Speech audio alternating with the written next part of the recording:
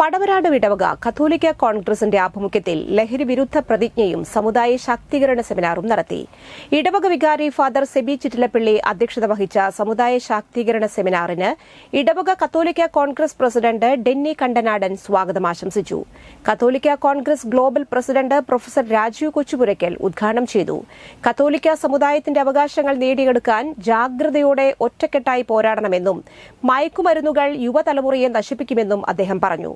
അതിരൂപത കത്തോലിക്ക കോൺഗ്രസ് ട്രഷറർ റോണി അഗസ്റ്റിൻ മുഖ്യപ്രഭാഷണം നടത്തി. ഫൊറോന പ്രസിഡന്റ് അലോഷ്യസ് കുറ്റിക്കാട്ട്, കൈക്കാരൻ ജോഷി പൊട്ടയ്ക്കൽ, സിസ്റ്റർ ഫ്രാൻസിസ് മരിയ FCC എന്നിവർ ആശംസകൾ അറിയിച്ചു. സെക്രട്ടറി ടോണി എടത്തിരുത്തിക്കാരൻ നന്ദി അറിയിച്ചു.